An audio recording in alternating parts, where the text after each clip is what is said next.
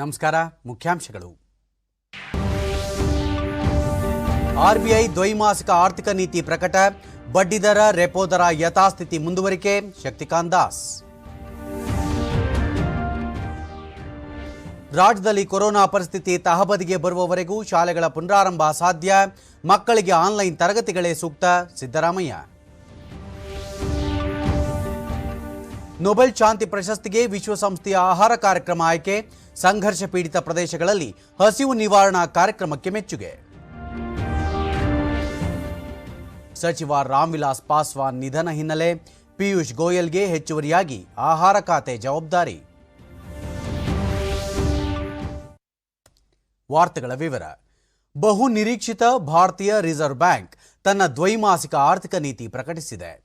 ಆರ್ಬಿಐನಿಂದ ನೂತನವಾಗಿ ರಚಿಸಿರುವ ಹಣಕಾಸು ನೀತಿ ಸಮಿತಿ ಈ ಸಂಬಂಧ ಕಳೆದ 3 ದಿನಗಳಿಂದ ನಿರಂತರವಾಗಿ ದ್ವೈಮಾಸಿಕ ನೀತಿ ರೂಪುರೇಷೆಗಳನ್ನು ಸಿದ್ಧಪಡಿಸಿದ್ದು, ಆರ್ಬಿಐ ಗವರ್ನರ್ ಶಕ್ತಿಕಾಂತ್ ದಾಸ್ ಮುಂಬೈನಲ್ಲಿಂದು ಹಣಕಾಸು ನೀತಿ ಪ್ರಕಟಿಸಿದರು. ಸಾಲಗಳ ದರದಲ್ಲಿ ಯಾವುದೇ ಬದಲಾವಣೆ ಮಾಡಿಲ್ಲ. ರೆಪೋ ದರಗಳು 4%ರಲ್ಲೇ ಮುಂದುವರಿಯಲಿವೆ. ಆರ್ಬಿಐನಲ್ಲಿ ಬ್ಯಾಂಕುಗಳು ಇಟ್ಟಿರುವ ಠೇವಣಿಗಳಿಗೆ ಈಗಿರುವ 3.35ರ ದರ ಮುಂದುವರಿಯಲಿದೆ.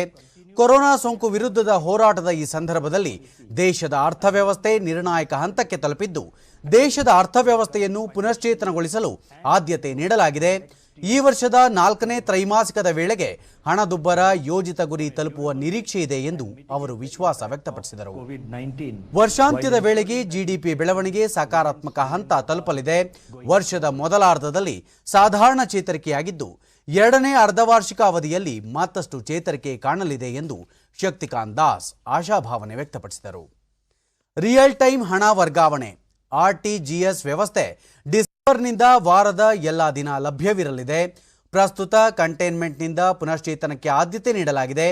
ತಯಾರಿಕಾ ವಲಯದಲ್ಲಿ ಖರೀದಿದಾರ ಸೂಚ್ಯಾಂಕ ಪಿಎಂಐ ಸೆಪ್ಟೆಂಬರ್ ತಿಂಗಳಲ್ಲಿ 56.8ಕ್ಕೆ ಏರಿಕೆಯಾಗಿದ್ದು, 2012ರ ಜನವರಿಯ ನಂತರ ಇದು ಗರಿಷ್ಠ ಮಟ್ಟದ ಪ್ರಗತಿಯಾಗಿದೆ ಎಂದು ಅವರು ವಿವರಿಸಿದರು. ಹಣದುಬ್ಬರ ದರ ಮುಂದಿನ 3 ತಿಂಗಳಲ್ಲಿ ಇಳಿಕೆಯಾಗಲಿದ್ದು, 2021ರ ಹಣಕಾಸು ವರ್ಷದ 4ನೇ ತ್ರೈಮಾಸಿಕದ ವೇಳೆಗೆ ನಿರೀಕ್ಷಿತ ಗುರಿ ತಲುಪಲಿದೆ ಎಂದು ಅವರು ವಿವರಿಸಿದರು. 2021ರಲ್ಲಿ ವಾಸ್ತವಿಕ ಜಿಡಿಪಿ 9.5ರಷ್ಟು ಇಳಿಕೆಯಾಗಲಿದ್ದು, ಶೀಘ್ರ ಪುನಶ್ಚೇತನ ನಿರೀಕ್ಷಿಸಲಾಗಿದೆ ಎಂದು ಶಕ್ತಿಕಾಂತ್ ದಾಸ್ ತಿಳಿಸಿದರು. 6 ಮಂದಿಯನ್ನೊಳಗೊಂಡ ಹಣಕಾಸು ನೀತಿ ಸಮಿತಿ ಸೆಪ್ಟೆಂಬರ್ 29ರಿಂದ ಅಕ್ಟೋಬರ್ 1ರವರೆಗೆ ಸಭೆ ಸೇರಿ ನೀತಿ ನಿರೂಪಣೆಗಳನ್ನು ಸಿದ್ಧಪಡಿಸಬೇಕಾಗಿತ್ತು. ಸ್ವಾಯತ್ತ ಸದಸ್ಯರ ನೇಮಕಾತಿ ವಿಳಂಬವಾದ ಹಿನ್ನೆಲೆಯಲ್ಲಿ ಇಂದು ದ್ವೈಮಾಸಿಕ ನೀತಿ ಪ್ರಕಟವಾಗಿದೆ. ಕೊರೋನಾ ಸೋಂಕು ಹಿನ್ನೆಲೆಯಲ್ಲಿ 5ನೇ ಹಂತದ ಮಾರ್ಗಸೂಚಿ ಪ್ರಕಟಿಸಿದ್ದು, ಅದರ ಅನ್ವಯ ಮನರಂಜನಾ ಪಾರ್ಕ್ಗಳು, ಚಿತ್ರಮಂದಿರಗಳು ಹಾಗೂ ಮತ್ತಿತರ ಪ್ರದೇಶಗಳಲ್ಲಿ ಸೋಂಕು ನಿಯಂತ್ರಣಕ್ಕೆ ಕೇಂದ್ರ ಆರೋಗ್ಯ ಸಚಿವಾಲಯ ಮಾದರಿ ಕಾರ್ಯಾಚರಣೆ ಪ್ರಕ್ರಿಯೆ ಎಸ್ಒಪಿ ಜಾರಿಗೊಳಿಸಿದೆ. ಈ ತಿಂಗಳ 15ರಿಂದ ಮನರಂಜನಾ ಪಾರ್ಕ್ಗಳನ್ನು ಕೇಂದ್ರ ಗೃಹ ಸಚಿವಾಲಯ ಅನುಮತಿ ನೀಡಿದ್ದು, ಇಂತಹ ಪ್ರದೇಶಗಳಲ್ಲಿ ಸೋಂಕು ನಿಯಂತ್ರಣ ಕ್ರಮಗಳನ್ನು ಮತ್ತಷ್ಟು ಕಟ್ಟುನಿಟ್ಟಾಗಿ ಪಾಲಿಸುವಂತೆ ಸೂಚಿಸಲಾಗಿದೆ. ಕಡ್ಡಾಯವಾಗಿ ಮಾಸ್ಕ್ ಧರಿಸಿ 6 ಅಡಿಗಳ ಅಂತರ ಕಾಯ್ದುಕೊಳ್ಳಬೇಕಿದೆ. 50% ಜನರಿಗೆ ಮಾತ್ರ ಮನರಂಜನಾ ಪಾರ್ಕ್ ಮತ್ತು ಆಹಾರ ಮಳಿಗೆಗಳಲ್ಲಿ ಅವಕಾಶ ಕಲ್ಪಿಸಬೇಕು. ಆದರೆ ಈಜು ಕೊಳಗಳನ್ನು ಬಳಕೆ ಮಾಡಬಾರದು. ರಜಾ ಮತ್ತು ಹಬ್ಬದ ದಿನಗಳಂದು ಸಹ ಹೆಚ್ಚಿನ ಜನರಿಗೆ ಪ್ರವೇಶ ಕಲ್ಪಿಸಬಾರದು ಎಂದು ಸಂಬಂಧಪಟ್ಟ ಪಾರ್ಕ್ಗಳ ಮಾಲೀಕರು ಮತ್ತು ವ್ಯವಸ್ಥಾಪಕರಿಗೆ ಸೂಚಿಸಲಾಗಿದೆ. ಡಿಜಿಟಲ್ ಮಾದರಿ ಪಾವತಿ ವ್ಯವಸ್ಥೆಗೆ ಹೆಚ್ಚಿನ ಸೌಲಭ್ಯ ಕಲ್ಪಿಸಬೇಕು. ಪ್ರತಿಯೊಂದು ಮನರಂಜನಾ ಪರಿಕರ ಬಳಕೆ ಮಾಡುವ ಮುನ್ನ ಸೋಂಕು ನಿವಾರಕಗಳನ್ನು ಸಿಂಪಡಿಸಬೇಕು. ಇಲ್ಲಿಗೆ ಭೇಟಿ ನೀಡುವವರು ಸಹ ಕಟ್ಟುನಿಟ್ಟಾಗಿ ಕರ ಶುಚಿತ್ವ ಮಾಡಿಕೊಳ್ಳಲೇಬೇಕು ಎಂದು ನಿರ್ದೇಶನ ನೀಡಲಾಗಿದೆ. ಕೊರೋನಾ ಸೋಂಕು ನಿಯಂತ್ರಣ ಕುರಿತು ಪ್ರಧಾನಿ ನರೇಂದ್ರ ಮೋದಿ ಅವರು ಆರಂಭಿಸಿರುವ ಜನಾಂದೋಲನದಲ್ಲಿ ಎಲ್ಲರೂ ಭಾಗಿಯಾಗೋಣ ಎಂದು ಉಪಮುಖ್ಯಮಂತ್ರಿ ಡಾಕ್ಟರ್ ಸಿಎನ್ ಅಶ್ವತ್ಥನಾರಾಯಣ ಮನವಿ ಮಾಡಿದ್ದಾರೆ. ಸೋಂಕು ತಡೆಗಾಗಿ ಎಲ್ಲ ಸುರಕ್ಷತಾ ಕ್ರಮಗಳನ್ನು ಪಾಲಿಸಿ ದೇಶದ ಜನತೆಯ ರಕ್ಷಣೆಗೆ ಕೈಜೋಡಿಸೋಣ.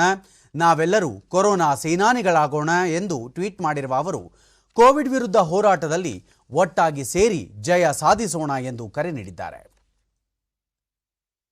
ರಾಜ್ಯದಲ್ಲಿ ಕೊರೋನಾ ಪರಿಸ್ಥಿತಿ ಸಂಪೂರ್ಣ ನಿಯಂತ್ರಣಕ್ಕೆ ಬರುವವರೆಗೆ ಶಾಲೆಗಳನ್ನು ಯಾವುದೇ ಕಾರಣಕ್ಕೂ ಪುನರಾರಂಭ ಮಾಡಬಾರದು. ಪ್ರಸ್ತುತ ಶೈಕ್ಷಣಿಕ ವರ್ಷದ ಎಲ್ಲಾ ವಿದ್ಯಾರ್ಥಿಗಳನ್ನು ತೇರ್ಗಡೆ ಮಾಡಿ ಮುಂದಿನ ತರಗತಿಗಳಿಗೆ ಬಡ್ತಿ ನೀಡಬೇಕು ಎಂದು ವಿಧಾನಸಭೆಯ ವಿರೋಧ ಪಕ್ಷದ ನಾಯಕ ಸಿದ್ದರಾಮಯ್ಯ ಸರ್ಕಾರವನ್ನು ಒತ್ತಾಯಿಸಿದ್ದಾರೆ. ಈ ಸಂಬಂಧ ಪ್ರಾಥಮಿಕ ಮತ್ತು ಪ್ರೌಢಶಿಕ್ಷಣ ಸಚಿವ ಎಸ್ ಸುರೇಶ್ ಕುಮಾರ್ ಅವರಿಗೆ ಪತ್ರ ಬರೆದಿರುವ ಸಿದ್ದರಾಮಯ್ಯ, ನಗರ ಪ್ರದೇಶಗಳ ಖಾಸಗಿ ಶಾಲೆಗಳ ಮಕ್ಕಳಿಗೆ ಆನ್ಲೈನ್ ತರಗತಿಗಳು ನಡೆಯುತ್ತಿದ್ದು, ರಾಜ್ಯದ ಎಲ್ಲಾ ಮಕ್ಕಳಿಗೂ ಆನ್ಲೈನ್ ತರಗತಿಗಳನ್ನು ಪ್ರಾರಂಭಿಸಬೇಕು. ಈ ನಿಟ್ಟಿನಲ್ಲಿ ಅಗತ್ಯವಿರುವ ಎಲ್ಲ ಸೌಲಭ್ಯಗಳನ್ನು ಸರ್ಕಾರ ಕಲ್ಪಿಸಬೇಕು ಎಂದು ತಿಳಿಸಿದ್ದಾರೆ. ಪರಿಸ್ಥಿತಿ ನಿಯಂತ್ರಣಕ್ಕೆ ಬಂದ ನಂತರ ಮತ್ತೊಮ್ಮೆ ಎಲ್ಲರ ಅಭಿಪ್ರಾಯ ಪಡೆದು ಶಾಲೆಗಳನ್ನು ಪುನರಾರಂಭಿಸಬಹುದು ಎಂದು ಸಿದ್ದರಾಮಯ್ಯ ಸಲಹೆ ನೀಡಿದ್ದಾರೆ.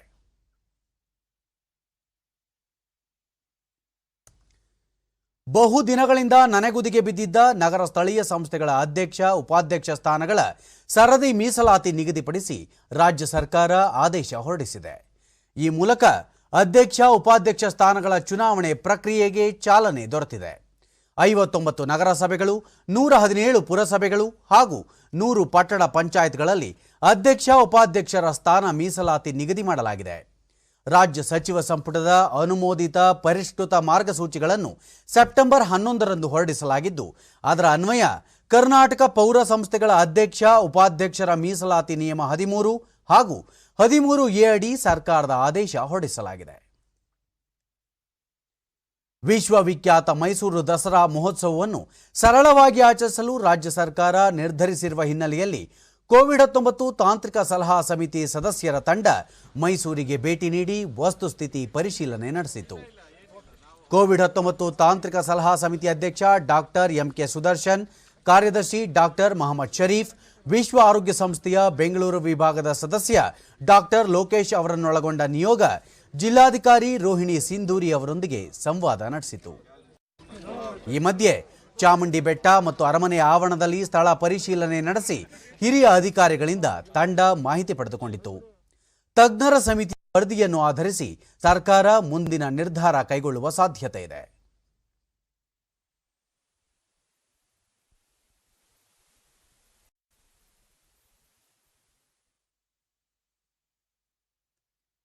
ರಾಜ್ಯದಲ್ಲಿ ಬರ ಮತ್ತು ಪ್ರವಾಹ ಪರಿಸ್ಥಿತಿಗಳಿಂದ ಉಂಟಾಗಿರುವ ಬೆಳೆ ಹಾನಿಯ ಬಗ್ಗೆ ರೈತರ ಮೂಲಕವೇ ಬೆಳೆ ಸಮೀಕ್ಷೆ ನಡೆಸಲಾಗಿದ್ದು, 95% ಸಮೀಕ್ಷೆ ಕಾರ್ಯ ಪೂರ್ಣಗೊಂಡಿದೆ ಎಂದು ಕೃಷಿ ಸಚಿವ ಬಿಸಿ ಪಾಟೀಲ್ ನಿನ್ನೆ ಧಾರವಾಡದಲ್ಲಿ ತಿಳಿಸಿದ್ದಾರೆ. ಸುದ್ದಿಗಾರರೊಂದಿಗೆ ಅವರು, ಈಗಾಗಲೇ 2,01,50,000 ಸಮೀಕ್ಷೆ ನಡೆಸಲಾಗಿದೆ. ಮತ್ತೆ ಪ್ರತ್ಯೇಕ ಸಮೀಕ್ಷೆ ನಡೆಸುವ ಪರಿಸ್ಥಿತಿ ಉದ್ಭವಿಸುವುದಿಲ್ಲ ಎಂದರು. ಈಗಾಗಲೇ ವಿಮಾ ಕಂಪನಿಗಳೊಂದಿಗೆ ಮಾತುಕತೆ ನಡೆಸಿದ್ದು, ವಿಮಾ ಹಣದ ನೇರ ಪಾವತಿಗೆ ತಾಂತ್ರಿಕ ಸಮಸ್ಯೆ ಇದೆ. ಹೀಗಾಗಿ ರೈತರಿಗೆ ಚೆಕ್ ಮೂಲಕ ಹಣ ಪಾವತಿಸಲು ಸೂಚಿಸಲಾಗಿದೆ. ಇದಕ್ಕೆ ವಿಮಾ ಕಂಪನಿಗಳು ಸಮ್ಮತಿಸಿವೆ ಎಂದರು. ಮೀಟಿಂಗ್ ಮಾಡಿದ್ದೇನೆ. ಈ ವಾರದಲ್ಲಿ ಅಪ್ ಟು 1916ರಿಂದ 2016ರಿಂದ 2019-20 ಅಷ್ಟು ಕೂಡ ಕ್ಲಿಯರ್ ಆಗುತ್ತೆ. ಕೆಲವು ಗೊಂದಲ ಇತ್ತು, ಏನೋ ಈ DBT ಕೊಡಲಿಕ್ಕೆ ಆಧಾರ್ ಕಾರ್ಡ್ ನಂಬರ್ ಇಲ್ಲ, ಕೆಲವು ನಂಬರ್ ಇಲ್ಲ ಅಂತ ನಾವು ಅದಕ್ಕೆ ಹೇಳಿದ್ದೇವೆ ಆ ಕಂಪನಿಗಳಿಗೆ. ಆ ರೀತಿ ಇದ್ದಂಥ ಸಂದರ್ಭದಲ್ಲಿ ಅವರ ಚೆಕ್ ಮೂಲಕ ಅವರಿಗೆ ಹಣ ಕೊಡಬೇಕು ಅಂತ ಅದಕ್ಕೆ ಇನ್ಶೂರೆನ್ಸ್ ಕಂಪನಿಗಳೆಲ್ಲವೂ ಒಪ್ಕೊಂಡಿದ್ದಾವೆ. ರೈತರಿಂದ ಮುಂಗಾರು ಫಸಲನ್ನು ಕನಿಷ್ಠ ಬೆಂಬಲ ಬೆಲೆ ಯೋಜನೆಯಡಿ ಖರೀದಿಸುವ ಪ್ರಕ್ರಿಯೆಯನ್ನು ಕೇಂದ್ರ ಸರ್ಕಾರ ಆರಂಭಿಸಿದೆ. ದೇಶಾದ್ಯಂತ 1,70,000 ರೈತರಿಗೆ ಅನುಕೂಲ ಮಾಡಿಕೊಡಲು 20,37,000 ಮೆಟ್ರಿಕ್ ಟನ್ ಭತ್ತವನ್ನು ಖರೀದಿಸಲು ಮಂಜೂರಾತಿ ನೀಡಲಾಗಿದೆ. ಕಳೆದ ವರ್ಷಕ್ಕೆ ಹೋಲಿಸಿದರೆ ಈ ಬಾರಿ ಸಂಗ್ರಹದ ಪ್ರಮಾಣ 33% ಹೆಚ್ಚಳವಾಗಿದೆ ಎಂದು ವರದಿ ಮಾಡಲಾಗಿದೆ. ಈ ಸಂಗ್ರಹಕ್ಕೆ ಸರ್ಕಾರ ಈಗಾಗಲೇ 3,850 ಕೋಟಿ ರೂಪಾಯಿಗಳನ್ನು ರೈತರಿಗೆ ವಿತರಿಸಿದೆ. ಕರ್ನಾಟಕ, ತಮಿಳುನಾಡು, ಮಹಾರಾಷ್ಟ್ರ, ತೆಲಂಗಾಣ, ಗುಜರಾತ್, ಹರಿಯಾಣ, ಉತ್ತರ ಪ್ರದೇಶ ಮತ್ತು ಆಂಧ್ರ ಪ್ರದೇಶ ರಾಜ್ಯಗಳಿಂದ 2020ನೇ ಸಾಲಿನ ಮುಂಗಾರು ಬೆಳೆಯ 30,70,000 ಮೆಟ್ರಿಕ್ ಟನ್ ಬೇಳೆಕಾಳುಗಳು ಮತ್ತು ಎಣ್ಣೆಕಾಳುಗಳನ್ನು ಖರೀದಿಸಲು ರಾಜ್ಯ ಸರ್ಕಾರಗಳಿಂದ ಪ್ರಸ್ತಾವನೆ ಸ್ವೀಕರಿಸಲಾಗಿದೆ. ತಮಿಳುನಾಡು ಮತ್ತು ಹರಿಯಾಣ ರಾಜ್ಯಗಳ ರೈತರಿಂದ ಹೆಸರುಬೇಳೆ ಖರೀದಿಗೂ ಸಹ ಕ್ರಮ ಕೈಗೊಳ್ಳಲಾಗಿದೆ. ಇಂದು ವಿಶ್ವ ಅಂಚೆ ದಿನ. ಈ ಹಿನ್ನೆಲೆಯಲ್ಲಿ ಇಂದಿನಿಂದ ಇದೇ 15ರವರೆಗೆ ರಾಷ್ಟ್ರೀಯ ಅಂಚೆ ಸಪ್ತಾಹ ಆಯೋಜಿಸಲಾಗಿದೆ. ನಾಳೆ ಅಂಚೆ ಇಲಾಖೆಯಲ್ಲಿ ಬ್ಯಾಂಕಿಂಗ್ ದಿನ ಆಚರಿಸುತ್ತಿದ್ದು, 12ರ ಸೋಮವಾರದಂದು ಅಂಚೆ ಜೀವ ವಿಮಾ ದಿನ, 13ರಂದು ಅಂಚೆ ಚೀಟಿ ದಿನ, 14ರಂದು ವ್ಯಾಪಾರ ಅಭಿವೃದ್ಧಿ ದಿನ ಹಾಗೂ 15ರಂದು ಟಪಾಲು ದಿನವನ್ನಾಗಿ ಆಚರಿಸಲಾಗುತ್ತಿದೆ. ಸಂಪರ್ಕದ ಪ್ರಮುಖ ಕೊಂಡಿಯಾದ ಅಂಚೆ ಇಲಾಖೆ ತಲತಲಾಂತರದಿಂದಲೂ ನಾಗರಿಕ ಸಮಾಜದ ಅವಿಭಾಜ್ಯ ಅಂಗವಾಗಿದೆ. ಕಾಗದ ಪತ್ರ, ಪಾರ್ಸಲ್ಗಳನ್ನು ತಂದುಕೊಡುವ ಅಂಚೆ ಅಣ್ಣನಿಗೆ ವಿಶೇಷ ಸ್ಥಾನಮಾನವಿದೆ. ಪಿಂಚಣಿ ಸೇರಿದಂತೆ ಹಲವಾರು ಸೌಲಭ್ಯಗಳನ್ನು ಒದಗಿಸಲಾಗುತ್ತಿದೆ. ಇತ್ತೀಚಿನ ದಿನಗಳಲ್ಲಿ ಅಂಚೆ ಇಲಾಖೆ ಆಧುನೀಕರಣಗೊಂಡಿದ್ದು ಬ್ಯಾಂಕಿಂಗ್ ಸೇವೆಯನ್ನು ಸಹ ಆರಂಭಿಸಿದೆ. ಎಟಿಎಂ ವ್ಯವಸ್ಥೆ ಕಲ್ಪಿಸಿ ನಗರ ಹಾಗೂ ಗ್ರಾಮೀಣ ಭಾಗದ ಜನತೆಗೆ ಹೆಚ್ಚಿನ ಸೌಲಭ್ಯ ನೀಡುತ್ತಿದೆ. ಬೇಟಿ ಬಚಾವೋ ಬೇಟಿ ಪಢಾವೋನಂತಹ ಯೋಜನೆಯನ್ನು ಯಶಸ್ವಿಯಾಗಿ ಅನುಷ್ಠಾನಗೊಳಿಸಿದೆ. ಪ್ರಧಾನಿ ನರೇಂದ್ರ ಮೋದಿ ದೇಶದ ಸಂಪರ್ಕ ವಲಯದಲ್ಲಿ ಭಾರತೀಯ ಅಂಚೆ ತಂಡದ ಕಾರ್ಯ ಹೆಮ್ಮೆ ಪಡುವಂತದ್ದಾಗಿದೆ. ಅಸಂಖ್ಯಾತ ಜನರ ಬದುಕಿನಲ್ಲಿ ಅಂಚೆ ಸಿಬ್ಬಂದಿ ಸಂತೋಷ ಮೂಡಿಸಿದ್ದು ಭವಿಷ್ಯದ ಅಂಚೆ ಕಾರ್ಯಯೋಜನೆಗಳಿಗೆ ಶುಭ ಹಾರೈಕೆಗಳು ಎಂದು ಟ್ವೀಟ್ ಮಾಡಿದ್ದಾರೆ. ವಾರ್ತಾ ಮತ್ತು ಪ್ರಸಾರ ಖಾತೆ ಸಚಿವ ಪ್ರಕಾಶ್ ಜಾವಡೇಕರ್ ಕೋವಿಡ್-19 ಸಂಕಷ್ಟ ಸಮಯದಲ್ಲಿ ದುರ್ಗಮ ಪ್ರದೇಶಗಳಿಗೆ ಕೋವಿಡ್ ಕಿಟ್ಗಳು, ಔಷಧ ಮತ್ತಿತರ ಅಗತ್ಯ ವಸ್ತುಗಳನ್ನು ತಲುಪಿಸುವಲ್ಲಿ ಅಂಚೆ ಇಲಾಖೆ ಸಿಬ್ಬಂದಿ ಕಾರ್ಯ ಶ್ಲಾಘನೀಯ. ಇದಲ್ಲದೆ ಮನೆ ಬಾಗಿಲಿಗೆ ಬ್ಯಾಂಕಿಂಗ್ ಸೇವೆ ಒದಗಿಸುವಲ್ಲಿ ಅಂಚೆ ಸಿಬ್ಬಂದಿ ಮತ್ತು ಗ್ರಾಮೀಣ ಅಂಚೆ ಸೇವಕರು 2.2 ಲಕ್ಷಕ್ಕೂ ಹೆಚ್ಚಿನ ಸ್ಮಾರ್ಟ್ಫೋನ್ ಮತ್ತು ಬಯೋಮೆಟ್ರಿಕ್ ಸಾಧನಗಳನ್ನು ಬಳಸಿದ್ದಾರೆ ಎಂದು ಟ್ವೀಟ್ ಮಾಡಿದ್ದಾರೆ. ವಿಶ್ವಸಂಸ್ಥೆಯ ವಿಶ್ವ ಆಹಾರ ಕಾರ್ಯಕ್ರಮ ಈ ಬಾರಿಯ ನೊಬೆಲ್ ಶಾಂತಿ ಪುರಸ್ಕಾರಕ್ಕೆ ಭಾಜನವಾಗಿದೆ. ನಾರ್ವೆಯ ನೊಬೆಲ್ ಪ್ರಶಸ್ತಿ ಸಮಿತಿ ಇಂದು ಈ ಪ್ರಕಟಣೆ ಹೊರಡಿಸಿದೆ. ಸಂಘರ್ಷ ಪೀಡಿತ ಪ್ರದೇಶಗಳಲ್ಲಿ ಹಸಿವು ನಿವಾರಣೆ ಹಾಗೂ ಯುದ್ಧ ಹಾಗೂ ಸಂಘರ್ಷಕ್ಕೆ ಹಸಿವನ್ನು ಒಂದು ಆಯುಧವಾಗಿ ಬಳಸುವುದರ ವಿರುದ್ಧ ನಡೆಸಿದ ಯತ್ನಗಳಿಗೆ ವಿಶ್ವ ಆಹಾರ ಕಾರ್ಯಕ್ರಮಕ್ಕೆ ಈ ಪುರಸ್ಕಾರ ಘೋಷಿಸಲಾಗಿದೆ ಎಂದು ಸಮಿತಿ ತಿಳಿಸಿದೆ. ದೇಸಿ ನಿರ್ಮಿತ ಹೊಸ ತಲೆಮಾರಿನ ರುದ್ರಂ-1 ರೇಡಿಯೇಷನ್ ನಿರೋಧಕ ಕ್ಷಿಪಣಿಯನ್ನು ಒಡಿಶಾದ ಬಾಲಾಸೋರ್ನಲ್ಲಿಂದು ಯಶಸ್ವಿಯಾಗಿ ಪರೀಕ್ಷಾರ್ಥ ಉಡಾವಣೆ ಮಾಡಲಾಗಿದೆ. ಸುಖೋಯ್ 30 ಸಮರ ವಿಮಾನದ ಮೂಲಕ ಈ ಉಡಾವಣೆ ಮಾಡಲಾಗಿದ್ದು, ಇದು ಭಾರತೀಯ ವಾಯುಪಡೆಗಾಗಿ ರಕ್ಷಣಾ ಸಂಶೋಧನೆ ಮತ್ತು ಅಭಿವೃದ್ಧಿ ಸಂಸ್ಥೆ DRDO ನಿರ್ಮಿಸಿರುವ ಪ್ರಥಮ ಭಾರತೀಯ ರೇಡಿಯೇಷನ್ ನಿರೋಧಕ ಕ್ಷಿಪಣಿಯಾಗಿದೆ. ಈ ಸಾಧನೆಗಾಗಿ ರಕ್ಷಣಾ ಸಚಿವ ರಾಜನಾಥ್ ಸಿಂಗ್ DRDO ಮತ್ತು ಸಂಬಂಧಪಟ್ಟ ಪಡೆಗಳ ಸಿಬ್ಬಂದಿಗೆ ಅಭಿನಂದನೆ ಸಲ್ಲಿಸಿದ್ದಾರೆ.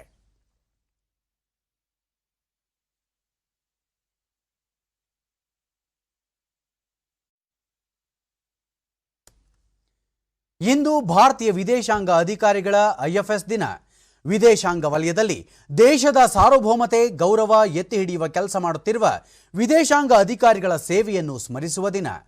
ಪ್ರಧಾನಿ ನರೇಂದ್ರ ಮೋದಿ ಈ ಕುರಿತು ಪ್ರತಿಕ್ರಿಯಿಸಿ, ವಿದೇಶಾಂಗ ಅಧಿಕಾರಿಗಳು ದೇಶ ಸೇವೆ ಮಾಡುತ್ತಿದ್ದಾರೆ. ಜಾಗತಿಕವಾಗಿ ದೇಶದ ಹಿತಾಸಕ್ತಿ ಕಾಪಾಡುವ ನಿಟ್ಟಿನಲ್ಲಿ ಅವರು ಸಲ್ಲಿಸುತ್ತಿರುವ ಸೇವೆ ಅನನ್ಯ ಎಂದು ಹೇಳಿದ್ದಾರೆ. ಕೋವಿಡ್-19 ಪರಿಸ್ಥಿತಿಯಲ್ಲಿ ವಿದೇಶದಲ್ಲಿರುವ ಭಾರತೀಯರನ್ನು ಸ್ವದೇಶಕ್ಕೆ ಕಳುಹಿಸಿಕೊಡುವ ಹಾಗೂ ಸಂಕಷ್ಟದಲ್ಲಿರುವವರಿಗೆ ಪರಿಹಾರ ನೀಡುವ ದಿಸೆಯಲ್ಲಿ ಅವರು ಸಲ್ಲಿಸಿದ ಸೇವೆ ಶ್ಲಾಘನೀಯ ಎಂದು ಟ್ವೀಟ್ ಮೂಲಕ ಪ್ರಧಾನಿ ಶ್ಲಾಘಿಸಿದ್ದಾರೆ.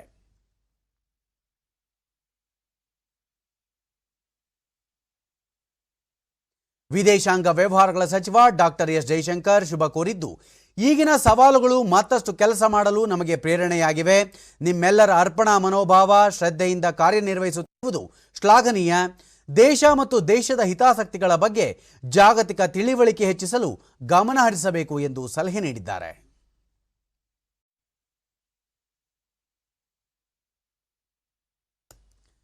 ಪ್ರಸಕ್ತ ಹಣಕಾಸು ವರ್ಷದ ಮೊದಲ 6 ತಿಂಗಳ ಅವಧಿಯಲ್ಲಿ ರಸ್ತೆ ಸಾರಿಗೆ ಮತ್ತು ಹೆದ್ದಾರಿ ಸಚಿವಾಲಯ ದೇಶದಲ್ಲಿ 3951 ಕಿಲೋಮೀಟರ್ ಉದ್ದದ ರಸ್ತೆ ನಿರ್ಮಿಸಿದೆ.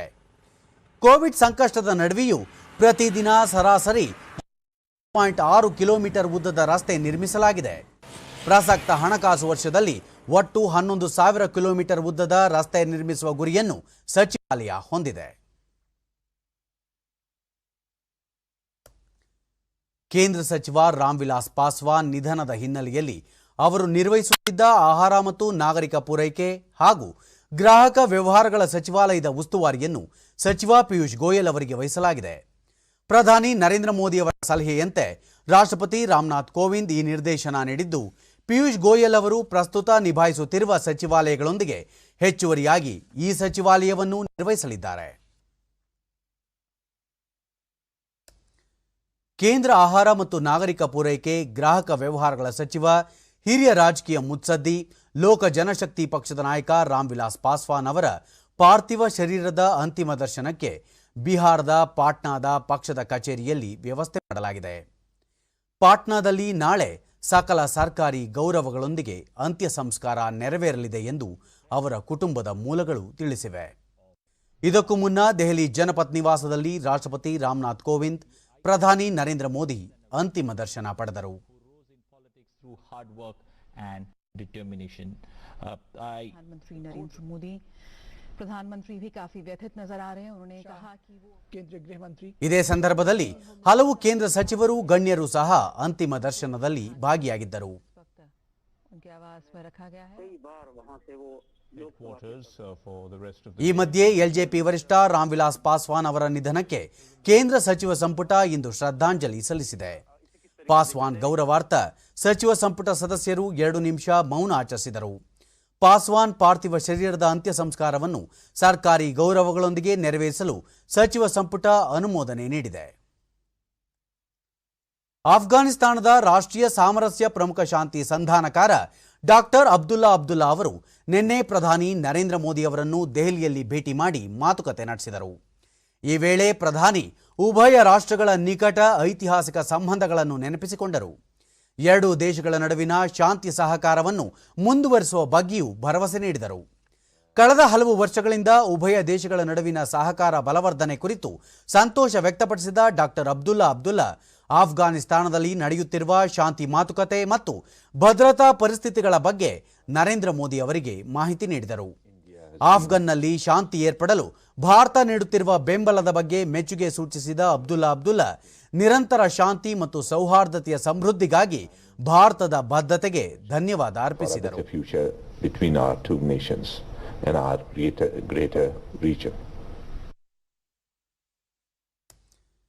ಬಿಹಾರ ವಿಧಾನಸಭೆಯ 2ನೇ ಹಂತದ ಚುನಾವಣೆಗೆ ಇಂದು ಅಧಿಸೂಚನೆ ಹೊರಡಿಸಲಾಗಿದೆ. 17 ಜಿಲ್ಲೆಗಳ 94 ವಿಧಾನಸಭಾ ಕ್ಷೇತ್ರಗಳಿಗೆ ನಾಮಪತ್ರ ಸಲ್ಲಿಕೆ ಆರಂಭವಾಗಲಿದೆ. ಕೋವಿಡ್-19 ಸೋಂಕು ನಿಯಂತ್ರಣ ಕ್ರಮಗಳ ನಡುವೆ ನವೆಂಬರ್ 3ರಂದು ಚುನಾವಣೆ ನಡೆಯಲಿದೆ. ಅಕ್ಟೋಬರ್ 16ರಂದು ಉಮೇದುವಾರಿಕೆ ಸಲ್ಲಿಕೆಗೆ ಕಡೆಯ ದಿನವಾಗಿದ್ದು ಮರುದಿನ ನಾಮಪತ್ರಗಳ ಪರಿಶೀಲನೆ ನಡೆಯಲಿದೆ. 19ರಂದು ಉಮೇದುವಾರಿಕೆ ಹಿಂಪಡೆಯಲು ಕೊನೆಯ ದಿನವಾಗಿದೆ. ಪಾಟ್ನಾ ಹಾಗೂ ನಳಂದ ಪ್ರದೇಶಗಳನ್ನು ಹೊರತುಪಡಿಸಿ ಉತ್ತರ ಬಿಹಾರದಲ್ಲಿ ಚುನಾವಣೆ ಜರುಗಲಿದೆ.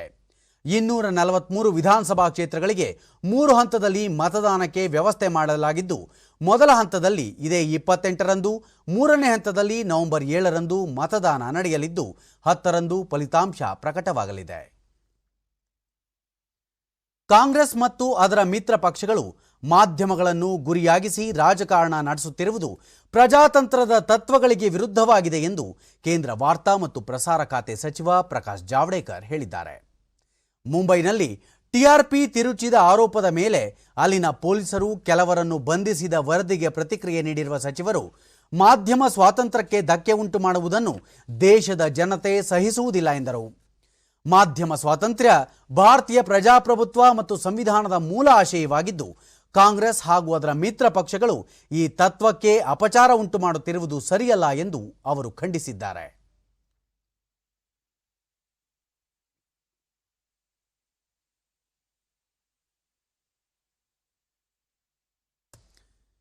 ಸರ್ಕಾರಿ ಆಸ್ಪತ್ರೆಗಳ ಬಗ್ಗೆ ಅಸಡ್ಡೆ ಹೊಂದಿರುವ ಪರಿಸ್ಥಿತಿಯಲ್ಲಿ ವಿಜಯಪುರದ ಜಿಲ್ಲಾಸ್ಪತ್ರೆ ಮೆಚ್ಚುಗೆಗೆ ಪಾತ್ರವಾಗಿದೆ.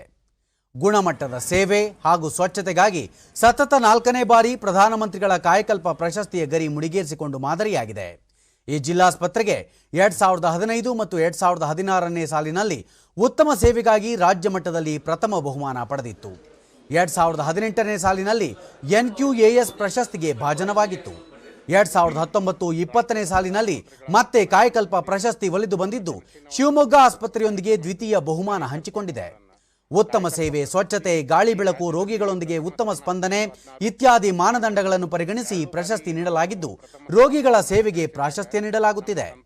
ಡಿಡಿ ನ್ಯೂಸ್ನೊಂದಿಗೆ ಆಸ್ಪತ್ರೆಯ ಕ್ಷೇಮಾಭಿವೃದ್ಧಿ ಸಂಘದ ಕಾರ್ಯದರ್ಶಿ ರವಿ ಕಿತ್ತೂರ ಆಸ್ಪತ್ರೆಯಲ್ಲಿ ಸೇವೆಗೆ ಆದ್ಯತೆ ನೀಡಲಾಗುತ್ತಿದ್ದು ವೈದ್ಯರು ಸೇರಿದಂತೆ ಎಲ್ಲಾ ಸಿಬ್ಬಂದಿಯು ಅರ್ಪಣಾ ಮನೋಭಾವದಿಂದ ಸೇವೆ ಸಲ್ಲಿಸುತ್ತಿದ್ದಾರೆ ಎಂದರು. ಕಾಯಕಲ್ಪ ಪ್ರಶಸ್ತಿ ಸ್ವಚ್ಛತೆಗೆ ಆದ್ಯತೆಯನ್ನ ನೀಡಿಕೊಂಡು ಬಂದಂತ ರೋಗಿಗಳಿಗೆ ಪ್ರಾಮಾಣಿಕವಾಗಿ ಕೆಲಸ ಮಾಡ್ಬೇಕನ್ನೋದನ್ನ ನಾವು ಒಂದೆಲ್ಲ ಇಡೀ ಆ ಜಿಲ್ಲಾ ಆಸ್ಪತ್ರೆ ವಿಜಯಪುರದ ಸಿಬ್ಬಂದಿಗಳು ಒಂದು ಕುಟುಂಬ ತರ ಕೆಲಸ ಮಾಡಿದೀವಿ. ಜಿಲ್ಲಾ ಶಸ್ತ್ರಚಿಕಿತ್ಸಕ ಶರಣಪ್ಪ ಕಟ್ಟಿ ಆಸ್ಪತ್ರೆಗೆ ಶಿಕ್ಷಣ ಸಂಸ್ಥೆಯ ಸ್ಥಾನಮಾನ ದೊರೆತಿದೆ. ಇದರಿಂದ ಆಸ್ಪತ್ರೆಯಲ್ಲಿ ಉತ್ತಮ ವಿದ್ಯಾರ್ಥಿಗಳೊಂದಿಗೆ ವೈದ್ಯರನ್ನು ರೂಪಿಸಲಾಗುತ್ತಿದೆ ಎಂದು ಮಾಹಿತಿ ನೀಡಿದರು. ಎಲ್ಲರೂ ಒಂದು ಮನಸ್ಸುಗೊಟ್ಟು ಒಳ್ಳೆಯ ರೀತಿ ಕಾರ್ಯಕ್ರಮವನ್ನು ಯಶಸ್ವಿಯಾಗಿ ನಡೆಸಿಕೊಟ್ಟಿದ್ದ ಕಾರಣ, ಅವರು ಶ್ರಮಪಟ್ಟು ಕೆಲಸ ಮಾಡಿದ ಕಾರಣ ನಮ್ಮ ಆಸ್ಪತ್ರೆ ಹೆಸರು ಚೆನ್ನಾಗಿದೆ. ಈ ಪ್ರಕಾರ 2ನೇ ಸ್ಥಾನ ಹೆಚ್ಚಿಗೆಯಾಗಿ ಒಂದು ಟೀಚಿಂಗ್ ಇನ್ಸ್ಟಿಟ್ಯೂಟ್ ಟೀಚಿಂಗ್ ಇನ್ಸ್ಟಿಟ್ಯೂಟ್ ಆಗಿ ಒಂದು ಪರಿವರ್ತನೆಗೊಳ್ತಾ ಇದೆ. ಅದಕ್ಕೆ ಉದಾಹರಣೆ ಅಂದರೆ ನಮ್ಮ ಆಸ್ಪತ್ರೆಗೆ DNB ಕೋರ್ಸ್ಗಳು.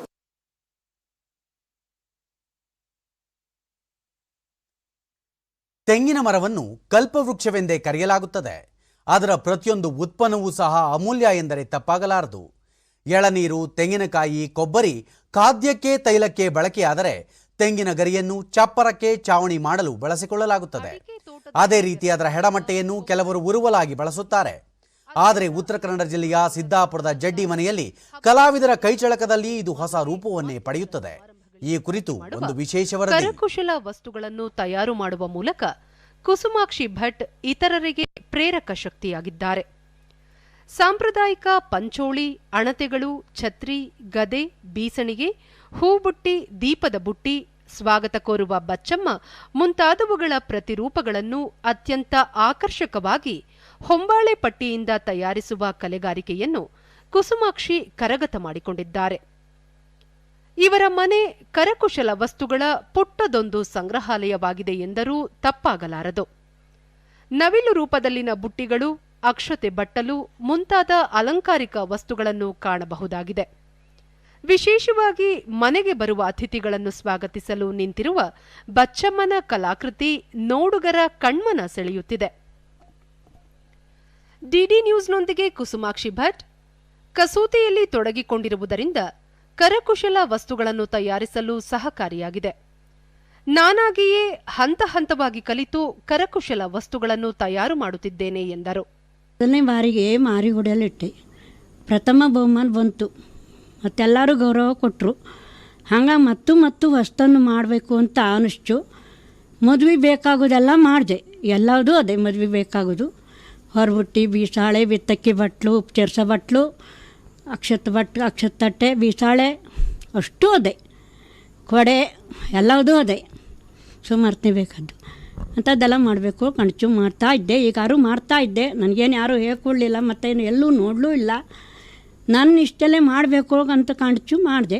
ಮತ್ತು ಈ ಒಗಿವಂಥ ಅದೆಲ್ಲ ಮಾಡಬೇಕು ಕಾಣ್ತದೆ, ಒಗಿಲಿಕ್ಕೆ ಬುದ್ಧಿ ಬರೋದಿಲ್ಲ, ಮಾಡ್ತಾಯಿದ್ದೆ. ಪುತ್ರ ಗಣಪತಿ ಭಟ್ ತಮ್ಮ ತಾಯಿ ಹಲವು ವರ್ಷಗಳಿಂದ ಕಸೂತಿ ಕೆಲಸ ಮಾಡುತ್ತಿದ್ದಾರೆ. ಅವರು ತಯಾರಿಸುವ ವಸ್ತುಗಳು ಆಕರ್ಷಕವಾಗಿವೆ. ಪ್ರತಿದಿನ ಏನಾದರೊಂದು ಹೊಸ ಕಸೂತಿಯಲ್ಲಿ ತೊಡಗಿರುತ್ತಾರೆ ಎಂದರು. ನಮ್ಮ ತಾಯಿಯವರು ಭಾಳ ವರ್ಷದಿಂದ, ಸುಮಾರು 15-20 ವರ್ಷದಿಂದ ಈ ಹಂಬಾಳೆ ಐಟಮನ್ನು ಮಾಡ್ತಾಯಿದ್ದಾರೆ. ಅದು ತುಂಬ ಚೆನ್ನಾಗಿ ಮಾಡ್ತಾರೆ ಮತ್ತು ನಮಗೆ ಭಾಳ ಖುಷಿ ಆಗ್ತದೆ ನೋಡಲಿಕ್ಕೆ. ನಮಗೆ ನೋಡಲಿಕ್ಕೆ ಬೇಜಾರ ಹೊರತು ಅವರು ದಿವಸನೂ ಪ್ರತಿ ದಿವಸ ಅದನ್ನು ಮಾಡ್ತಾಯಿರ್ತಾರೆ. ಟಿ ವಿ ನೋಡುವಾಗಲೂ ಸಹಿತ ಖಾಲಿ ಕೊಂಡಿರೋದಿಲ್ಲ, ಮಾಡ್ತಾನೇ ಇರ್ತಾರೆ. ತುಂಬ ವರ್ಷದಿಂದ ಇದನ್ನು ಮಾಡ್ತಾ ಇದ್ದಕ್ಕಾಗಿ ನಮ್ಗೆ ಭಾಳ ಖುಷಿ ಆಗ್ತದೆ ನೋಡಲಿಕ್ಕೆ. ಮಾರಿಕಾಂಬಾ ದೇವಾಲಯ ಟ್ರಸ್ಟ್ನ ಪ್ರಶಾಂತ್ ರೇವಣ್ಕರ್ ಪ್ರಧಾನಿ ನರೇಂದ್ರ ಮೋದಿಯವರ ಆತ್ಮನಿರ್ಭರ ಭಾರತ ಅಭಿಯಾನಕ್ಕೆ ಸ್ಫೂರ್ತಿ ತುಂಬುವಂತಿರುವ ಕುಸುಮಾಕ್ಷಿ ಭಟ್ ತಮ್ಮಲ್ಲಿನ ಕಲಾವಂತಿಕೆಯನ್ನು ಇಳಿವಯಸ್ಸಿನಲ್ಲೂ ಪ್ರಸ್ತುತಪಡಿಸುತ್ತಿರುವುದು ವಿಶೇಷವಾಗಿದೆ ಎಂದರು. ಈ ರೀತಿ ಅವರು ಮಾಡೋದ್ರಿಂದ ಅವರು ಈ ಆತ್ಮನಿರ್ಭರ ಭಾರತ್ ಯೋಜನೆಯ ಕೃಷಿ ಮೇಳ ಇನ್ನೊಬ್ಬರಿಗೆ ಸ್ಫೂರ್ತಿ ಅಲ್ಲದೆ ಅವರು ಕೃಷಿ ಮೇಳ ಆಗಿರೋದ್ರಿಂದ ಈಗ ಇಲ್ಲೇನು ಬಹುಮಾನ ಬಂದವರಿಗೇನು ಉತ್ತೇಜನ ಸಿಗ್ತಾವೆ. ದೇಶದಲ್ಲಿ ಕಳೆದ 24 ಗಂಟೆಗಳಲ್ಲಿ ಹೊಸದಾಗಿ 70,496 ಕೋವಿಡ್-19 ಪ್ರಕರಣಗಳು ದೃಢಪಟ್ಟಿವೆ. ಇದರೊಂದಿಗೆ ಒಟ್ಟು ಸೋಂಕಿತರ ಸಂಖ್ಯೆ 69,06,151ಕ್ಕೆ ಏರಿಕೆಯಾಗಿದೆ. ಈವರೆಗೆ 59,06,069 ಕೊರೋನಾ ಸೋಂಕಿತರು ಗುಣಮುಖರಾಗಿದ್ದು, ಸುಮಾರು 8,93,592 ಸಕ್ರಿಯ ಪ್ರಕರಣಗಳಿವೆ. ಕೊರೋನಾ ಸೋಂಕಿನಿಂದ ಗುಣಮುಖರಾದವರ ಸಂಖ್ಯೆಯಲ್ಲಿ ಭಾರತ ಸುಧಾರಣೆಯತ್ತ ಸಾಗಿದ್ದು, ಚೇತರಿಕೆ ಪ್ರಮಾಣ 85.52% ಒಟ್ಟು 1,06,490 ಮಂದಿ ಮೃತಪಟ್ಟಿದ್ದಾರೆ. ಮರಣ ದರ 1.54% ಎಂದು ಕೇಂದ್ರ ಆರೋಗ್ಯ ಮತ್ತು ಕುಟುಂಬ ಕಲ್ಯಾಣ ಸಚಿವಾಲಯ ತಿಳಿಸಿದೆ. ಈ ಮಧ್ಯೆ ಕಳೆದ ಒಂದು ದಿನದಲ್ಲಿ 11,68,705 ಕೊರೋನಾ ಸೋಂಕು ಪರೀಕ್ಷೆಗಳನ್ನು ನಡೆಸಲಾಗಿದ್ದು, ಈ ಪ್ರಮಾಣ 8,46,34,680ಕ್ಕೆ ಏರಿಕೆಯಾಗಿದೆ.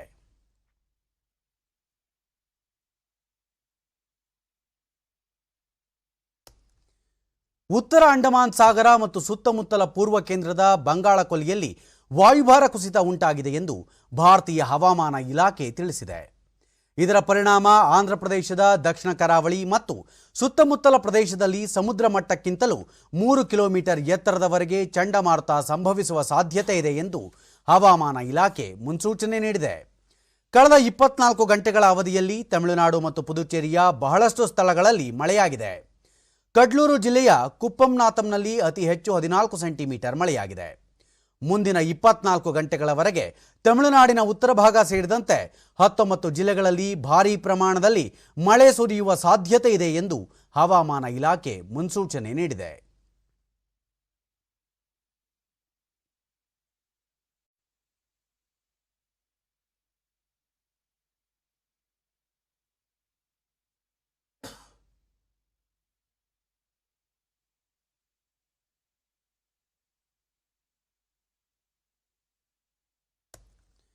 ರಾಷ್ಟ್ರೀಯ ತೋಟಗಾರಿಕಾ ಮಿಷನ್ ಯೋಜನೆಯಡಿ ಉತ್ತರ ಕನ್ನಡ ಜಿಲ್ಲೆಯ ಶಿರಸಿಯಲ್ಲಿ ತೆಂಗಿನಕಾಯಿ ತುರಿ ವಿಶೇಷ ಸಂಸ್ಕರಣಾ ಘಟಕವನ್ನು ಆರಂಭಿಸಲಾಗಿದ್ದು, ಇದರಿಂದ ರೈತರಿಗೆ ಅನುಕೂಲವಾಗಿದೆ.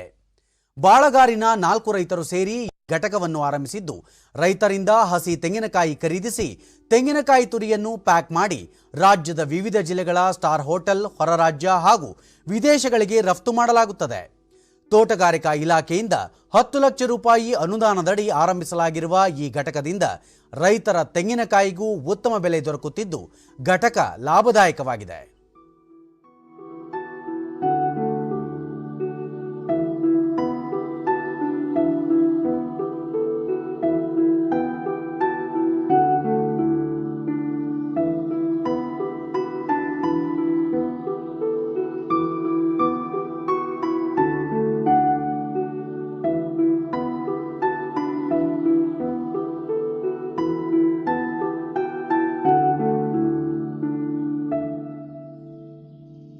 ನಮ್ಮದು 4 ಎಕರೆ ಈ ಕುರಿತು ಡಿಡಿ ನ್ಯೂಸ್ನೊಂದಿಗೆ ರೈತ ರಾಮಕೃಷ್ಣ ಹೆಗಡೆ 4 ಎಕರೆ ಜಮೀನಿನಲ್ಲಿ ತೆಂಗಿನಕಾಯಿ ಬೆಳೆಯುತ್ತಿದ್ದು, ಎಲ್ಲವನ್ನೂ ಇಲ್ಲಿಯೇ ಮಾರಾಟ ಮಾಡುತ್ತಿದ್ದೇನೆ. ಈ ಘಟಕದಿಂದ ಅನುಕೂಲವಾಗುತ್ತಿದೆ ಎಂದರು. ಕೃಷಿಕರಾದ್ದರಿಂದ ನಮಗೆ ಒಳ್ಳೆ ರೇಟ್ ಸಿಗ್ತಾ ಇದೆ.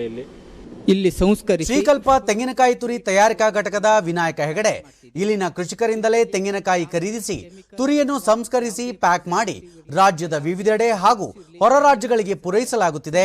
ಇದರಿಂದ ಮಹಿಳೆಯರಿಗೂ ಉದ್ಯೋಗ ದೊರೆತಂತಾಗಿದೆ ಎಂದರು.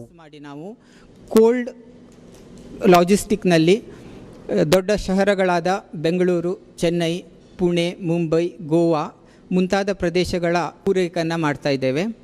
ನಮ್ಮಲ್ಲಿ ಮುಕ್ಕಾಲು ಪಾಲು ಕೃಷಿಕ ಮಹಿಳೆಯರನ್ನೇ ಉದ್ಯೋಗಕ್ಕೆ ನಾವು ಆಯ್ದುಕೊಂಡಿದ್ದೇವೆ. ನಮ್ಮ ಸಿರ್ಸಿ ತೋಟಗಾರಿಕಾ ಇಲಾಖೆ ಸಹಾಯಕ ನಿರ್ದೇಶಕ ಗಣೇಶ್ ಹೆಗಡೆ ಈ ಘಟಕದಿಂದ ರೈತರ ತೆಂಗಿನ ಬೆಳೆಗೆ ಉತ್ತಮ ಬೆಲೆ ಸಿಗುತ್ತಿದೆ.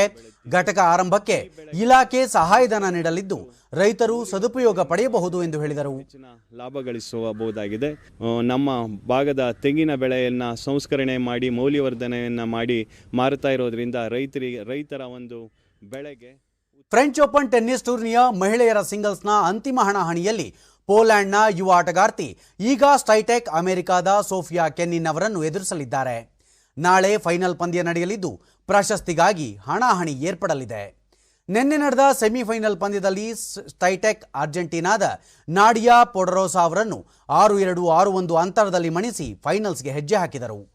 ಎರಡನೇ ಸೆಮಿಫೈನಲ್ ಪಂದ್ಯದಲ್ಲಿ ಸೋಫಿಯಾ ಕೆನಿನ್ 2 ಬಾರಿಯ grand slam champion Petra Kvitova ಅವರನ್ನು 6-4, 7-5 ಸೆಟ್ಗಳಿಂದ ಸೋಲಿಸಿ ಅಂತಿಮ ಘಟ್ಟಕ್ಕೆ ಪ್ರವೇಶಿಸಿದರು. ಪುರುಷರ ಸಿಂಗಲ್ಸ್ನ ಸೆಮಿಫೈನಲ್ ಪಂದ್ಯ ಇಂದು ಜರುಗಲಿದೆ. ರಾಫೆಲ್ ನಡಾಲ್ ಡೀಸ್ ಕಾವಾರ್ಡಸ್ ಮ್ಯಾನ್ ಅವರನ್ನು ಮುಖಾಮುಖಿಯಾಗಲಿದ್ದು, ಮತ್ತೊಂದು ಪಂದ್ಯದಲ್ಲಿ ನೋವಾಕ್ ಜೋಕೋವಿಕ್ ಸ್ಟಾಫಿಯಾನೋಸ್ ಟಿಟ್ಸಿಪಾಸ್ ಅವರನ್ನು ಎದುರಿಸಲಿದ್ದಾರೆ. ಕೊನೆಯಲ್ಲಿ ಮತ್ತೊಮ್ಮೆ ಮುಖ್ಯಾಂಶಗಳು. ಆರ್ಬಿಐ ದ್ವೈಮಾಸಿಕ ಆರ್ಥಿಕ ನೀತಿ ಪ್ರಕಟ, ಬಡ್ಡಿ ದರ, ರೆಪೋ ದರ ಯಥಾಸ್ಥಿತಿ ಮುಂದುವರಿಕೆ, ಶಕ್ತಿಕಾಂತ್ ದಾಸ್. ರಾಜ್ಯದಲ್ಲಿ ಕೊರೋನಾ ಪರಿಸ್ಥಿತಿ ತಹಬದಿಗೆ ಬರುವವರೆಗೂ ಶಾಲೆಗಳ ಪುನರಾರಂಭ ಸಾಧ್ಯ, ಮಕ್ಕಳಿಗೆ ಆನ್ಲೈನ್ ತರಗತಿಗಳೇ ಸೂಕ್ತ, ಸಿದ್ದರಾಮಯ್ಯ. ನೊಬೆಲ್ ಶಾಂತಿ ಪ್ರಶಸ್ತಿಗೆ ವಿಶ್ವಸಂಸ್ಥೆಯ ಆಹಾರ ಕಾರ್ಯಕ್ರಮ ಆಯ್ಕೆ, ಸಂಘರ್ಷ ಪೀಡಿತ ಪ್ರದೇಶಗಳಲ್ಲಿ ಹಸಿವು ನಿವಾರಣಾ ಕಾರ್ಯಕ್ರಮಕ್ಕೆ ಮೆಚ್ಚುಗೆ. ಸಚಿವ ರಾಮ್ವಿಲಾಸ್ ಪಾಸ್ವಾನ್ ನಿಧನ ಹಿನ್ನೆಲೆ ಪಿಯೂಷ್ ಗೋಯಲ್ಗೆ ಹೆಚ್ಚುವರಿಯಾಗಿ ಆಹಾರ ಖಾತೆ ಜವಾಬ್ದಾರಿ. ನಮ್ಮ ಮುಂದಿನ ವಾರ್ತಾ ಪ್ರಸಾರ ಸಂಜೆ 7 ಗಂಟೆಗೆ ಚಂದನದಲ್ಲಿ. ನಮಸ್ಕಾರ.